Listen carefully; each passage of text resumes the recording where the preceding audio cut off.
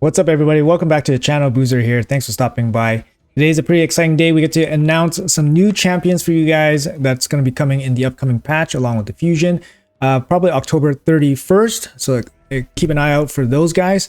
Let's go over some of the champions here. We got 7 on deck that's going to come with this update. We're going to go over all of them here in this video. So let's jump right into it.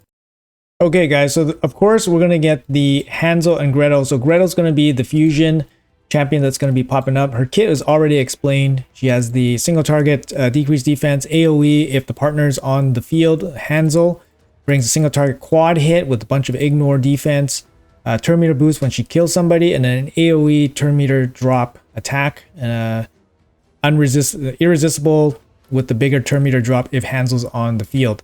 Also has a passive that fills her turn meter by 50% when an enemy gets an extra turn. It's, I guess that's kind of like a mythical thing. But yeah, it would have been nice if she got an extra turn, but 50% turn meter there. And then she gets to attack with her AoE if Hansel dies on the same team. So she is the fusion. And then we have the partner here, Hansel. He brings basically like the, brother sister theme here. He's bringing the weaken on the single target hit and then becoming an AoE when Gretel's on the field. He brings a single target hit with the ignore shield and unkillable, which is pretty good, but you're probably missing ignore defense and ignore stone skin for this to really crank. Grants an extra turn if he kills an enemy, which is pretty nice. His AoE is actually interesting. It has a cooldown reduction and ignore defense, which is good, but it's only a small amount of ignore defense. If Gretel's on the field, the ignore defense increases and the cooldown reduction also increases, which is interesting, and becomes irresistible, which means they don't need any accuracy. He is interesting. I think he, from my testing, he seems like if he was the fusion, he would be a better fusion. I'll say that right now. He reflects true fear as well, so some use in Hydra, but it's only on himself, not your whole team. And of course, he has basically like a brother effect similar to Gretel, where if Gretel dies, he will use his AoE against the enemy.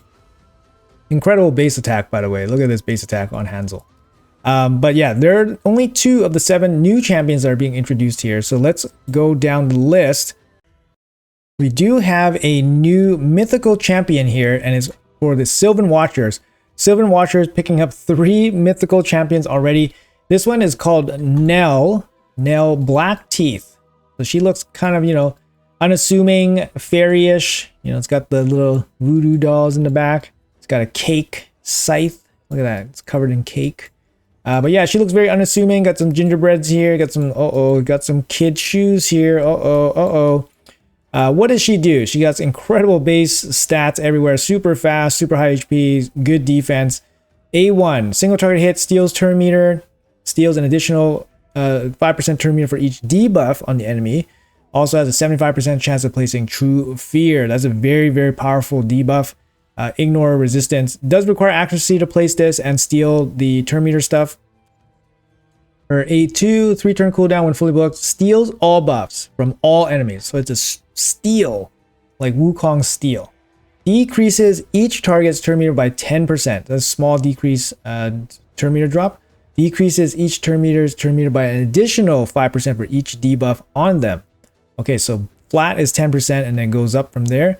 Instantly activates all poisons on all enemies. Cool. So she got a lot going on this A2. Then places sleep for 1 turn on all enemies without poison debuffs. Very, very cool ability. So she can be used as a poison detonator, similar to how, people use like Theodore to detonate poisons, for example. She also is a strip. She places a strip. She also has poison detonation, and then she also has some CC, so for the sleep. Very, very powerful A3. A lot going on here, needs accuracy and all that stuff, but very nice support. Also brings a little bit of damage with the poisons. A3, 3 turn cooldown, AoE, attacks all enemies, AoE decreased defense, and weaken, fills turn meter of all allies by 20%, 3 turn cooldown. Yeah, this is pretty top tier. I mean, it's probably not as good as Lydia's, I'd say, because Lydia does bring increased speed and strengthen. But this is, fills turn meter, right? Fills turn meter, you get the instant boost right away. And of course, on top of her kit, that's already pretty nuts, right? A1 is pretty nuts. A2 is very, very nuts. So she brings the, decreased defense weaken. She's a great support champion in her base form. What's her passive doing for her? Whenever an enemy receives a buff, is healed, or has their turn meter increase, places a poison on them. So buff, heal, turn meter boost, they get a poison on them for 2 turns. Will ignore block debuffs. So you basically cannot stop this unless you have, I guess, Stone Skin. What else? What's the other one? Is there another way? Pinpoint won't stop it. It's gotta be Stone Skin then. Yeah. Increase this champion's turn meter for each poison place. So she's gonna get a lot of turns, right? She's gonna get a lot of turns. She's gonna steal turn meter, drop turn meter, strip your stuff, place poisons on you, sleep you, fear you, all sorts of crazy stuff in her base form. What does she do when she transforms? So when she transforms, she drops a bunch of HP, gains a bunch of attack, base speed stays the same, gains crit damage. Oh, she looks horrifying. She looks horrifying. I actually had to close this image so that my son didn't see it, because this is a scary, scary looking Halloween champion. Very good. I like it. Very good. Yeah, her A1 quad hit. Each hit will ignore 30% of the target's defense. That is massive. Each hit will also decrease the champion's max HP by 25% of the damage inflicted.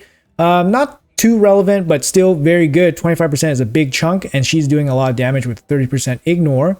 If the target is not a boss, also places a shield on this champion for 25% of the target's max HP. So you're hitting a target, and then you're gaining a shield based on that target's max HP. This is a pretty insane A1. I think this A1 is absolutely nuts. I'm very excited to test out this champion to see what she does, because her kit so far looks great. Great so far. Yeah, let's go on. I mean, maybe you can argue that her base attack is a little bit low for a mythical champion, but let's see what else she's got. A2, cut him up. Attacks one enemy 2 times. Deals 100% more damage to enemies under stun, sleep, okay, hard CCs. If the target is killed, instantly activate Feast of Terror. So I guess that's her, A3. So let's go on. 100% more damage. So that's double damage. Double damage, straight up. A3. 4 turn cooldown, so it's a longer one. Attacks all enemies. Places a True Fear on for 2 turns. Oh my lord. This debuff cannot be resisted or blocked by enemies with 50% or less HP. Okay. That's a little bit hard to get, I think. That's a little bit hard to get. But when you pair this ability with her A2 that deals basically double damage, they work perfectly off each other, right? So she places the True Fear, and then she's probably going to have built-in accuracy because her her base form requires accuracy. So maybe you build her with some accuracy so that she can land True Fear. You don't have to rely on this condition. And then if she kills someone, she instantly activates this again, putting them under True Fear. It's actually pretty bonkers, like CC plus damage. Obviously Stone Skin and Pinpoint is going to be very, very important because Pinpoints can soak up some of this hard CC. But together, it's pretty nice. I think it's a pretty nice synergistic combo here. And then her passive, whenever this champion kills an enemy using an active skill, grant this champion extra turn. That's nuts. Each debuff placed by this champion in either form increases this champion's stats up to 50% in their alternate form. So each debuff placed. So here she can place the fears. Yeah, so in her attack form, she can only place fears. Fears will boost up her base form, but in her base form, she has the poison stuff. She has decreased defense and weaken. She has sleep. She has fears. So in her base form, she can basically jack up her damage form to give the damage form a little bit more power. Survivability, more power. It's an interesting kit. I really, really like it. I'm excited to try her out. And yeah, she looks freaky as heck. But anyways, let's move on. So that's Nell Blackteeth. All right, so coming up next in terms of the new champions, we have a new faction unity champion here. Not this guy, he looks like him. Volcanos Fumor. Looks awesome. Look at this guy, he looks so awesome. The faction unities, they have these special like base graphics. This guy looks awesome. I mean, like, red on yellow on orange. Sure, like it's, not the best contrast, but I love this guy's. Yeah, he looks badass. Let's see what he does. His A1, attack one enemy. Each time the skill is used, permanently increases the damage inflicted by the skill by 10%. 10 hits for 100% damage, so double damage. Counterattacks with this skill each time an enemy under an HP burn debuff attacks this champion or their allies. So an enemy with an HP burn will trigger his counterattack with the A1, Molten Blade. That's kind of interesting. He's defense based. It's obviously like a longer fight kind of mechanic. But yeah, up to double damage on his A1. Very, very nice. A2, 3-turn cooldown. Rest goes in books. AoE, places fear for 2 turns. This debuff cannot be resisted by enemies under HP burn. That's pretty nice. That's hard CC here. Very hard CC. 3-turn cooldown and HP burn. Assuming that the rest of his kit can place HP burn. Let's see. Attacks one enemy twice. 4-turn cooldown. No books. No reduction from books. So 30% from damage from books. 4-turn cooldown. Double hit. Damage inflicted by the skill increased by 10% for the turns left remaining on any HP burn debuffs on the target. Stacks up to 100%. So assuming you have like a fresh HP burn on most champions, that's 2 turns, so you get an extra 20% damage. One faction ally damage received by this champion is decreased by 50% while the skill is not on cooldown. Okay, so that's super tanky. That's like Taras level tankiness. Each time an HP burn debuff is activated on an enemy, has 50% chance to decrease this skill's cooldown by 1 turn. Okay, so brings it back off cooldown so that he gets the damage reduction. 3 faction allies. If this target is under HP burn, this attack will ignore Stone Skin, Unkillable, Ally Protection, Block Damage, Shield. Wow, that's nice. Wow, Demon Spawn has some very solid champions too, so you can definitely make a Demon Spawn team to maybe utilize this. Yeah, 30% damage from books. It's a 4-turn cooldown, but looks like I can definitely crank here. But let's see, does he place any of this stuff? He doesn't place anything other than fear. What's his passive do? Whenever an enemy receives a buff or has their turn meter increased, so like basically C-Fee, like would be the prototypical example, has a 50% chance to place the HP burn on that enemy for 2 turns. If an enemy already has HP burn, has a 50% chance to instantly activate it instead. Okay, so he passively places HP burn. He doesn't have it actively in his kit, but he passively places it. One faction ally, HP burn debuffs placed by a skill cannot be blocked or resisted. That's great. So now you don't have to put accuracy on him to place the HP burns. Each time HP burn debuff activates on an enemy, this champion gains 5% ignore defense. So every time an HP burn activates, he's gaining more ignore defense. Ignore defense up to 100%. What? 100% ignore defense? Yo, this guy can go up to 100% ignore defense? Is that possible? 3 faction allies places a block revive debuff on enemies killed while under HP burn. Okay, and then he has debuff chance here. So it's 50% chance, so he can go up to 70% chance. That's pretty cool. Increased defense, all battles, speed in all battles to Demon Spawn. Base speed is pretty low. Base defense is average. Like for example, Valkyrie is like, I forgot Valkyrie. Valkyrie is really high, and she's a defense-based champion. But his defense is not super high. His base stats are not super high, kind of average. His kit looks very interesting. He's probably going to be a sheep target, right? Sheep magnet, trying to deal the HP burn stuff. So if you have maybe something like lethal plus pinpoint, 4-piece pinpoint might help him out. Protect him from sheep, because he will be placing some of the HP burn debuffs and maybe getting sheeped. But he looks pretty cool. I like him. I love his aesthetic. I think his kit works well together. Potentially could be an absolute threat. Good faction as well. So we'll see how it goes for Volcanos here. So let's move on. All right, guys. So heading to the dwarf faction here, we have Arnorn. Arnorn the Shining. I think he's a king in here. I think he's a king. Not too sure. I think he's a king. But yeah, Arnorn the Shining. Base stats, good base attack here. Attack base damage dealer for the void damage dealer for dwarves. A1 double hit, damage increase by 5% for each buff on the target. So you're attacking champions with buffs. Each hit has a 35% chance to stun. Okay, that's fine. Not a really high chance, but you probably maybe don't want to put accuracy on a damage dealer. A2 attacks one enemy twice. Damage inflicted by the skill increases by 10% for each 10% this champion has lost. So if the target has 2 or more buffs, it's going to ignore 35% of the target's defense. That's actually really, really solid. So he has a built-in zeal. So 3% for every 25% HP this champion has. The other set that comes to mind is the... Do I even have any pieces of this set? Yes.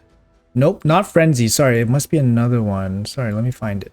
Ah, it's this one, Fury set. So my bad, it's the Fury set and the Zeal set. So it has a similar mechanic to that, or at least it reminds me of that. So it looks like Arnon has a built-in mechanic like that in his kit already for his A2, and then the big ignore defense, slam, and extra turn if he kills an enemy. 3-turn cooldown. This looks like a really, really good single target ability.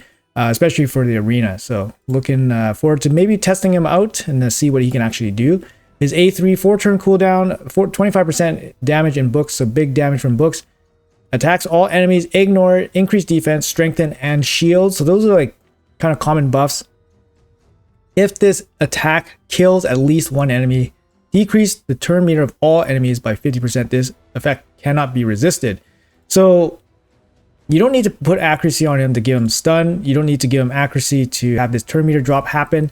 Too bad there's no ignore defense or ignore stone skin or something on his A3. But his A2, very, very powerful. His passive here. Passive effect. Increase the champion's attack by 5% for each buff on the enemy team. This is each buff. So it's total buffs. So if there is, I guess, 20 buffs on the enemy team, it goes up to 100% attack boost.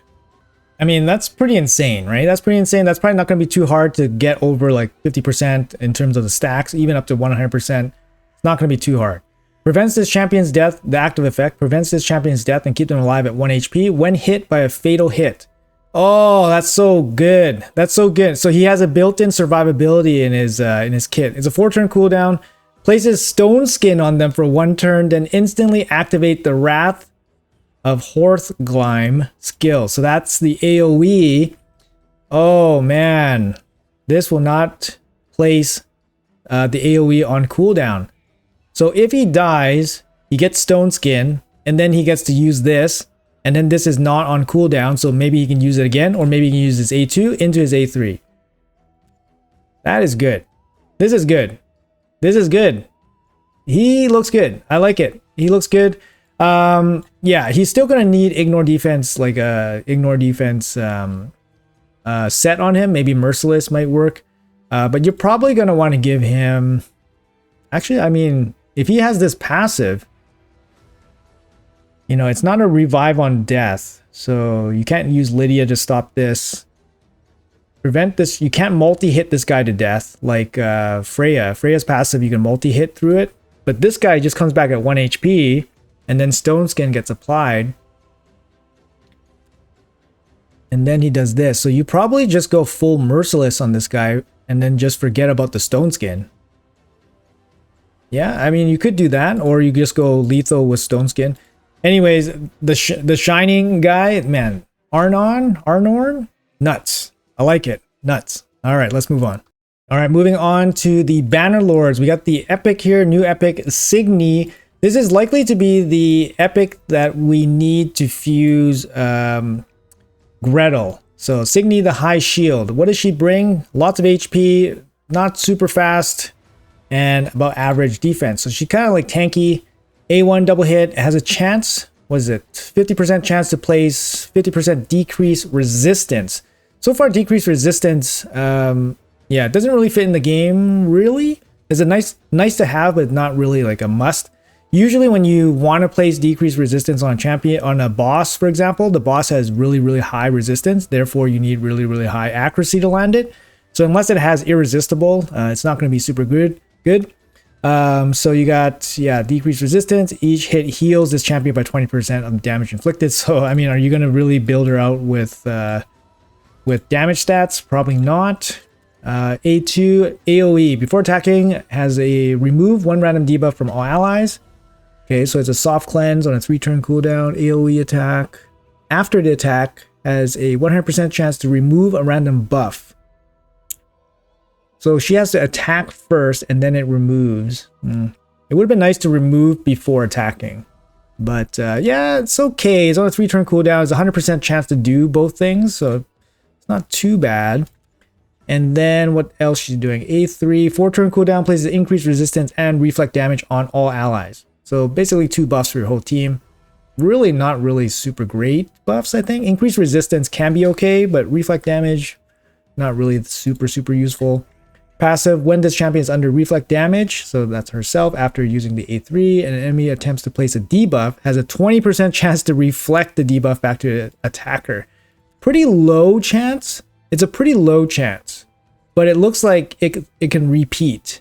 So what you could do is, like, for example, use this ability against Hard Dragon. Hard Dragon blasts you with all that poison, and then you have a chance to reflect all those poisons back passively. But it's only a 20% chance, so it's not, you know, it's not going to be super consistent. But yes, she looks like she's going to be suitable food for the Gretel fusion here. So let's move on. All right, and sticking with the Bannerlords, we got Denied the Tusk Knight.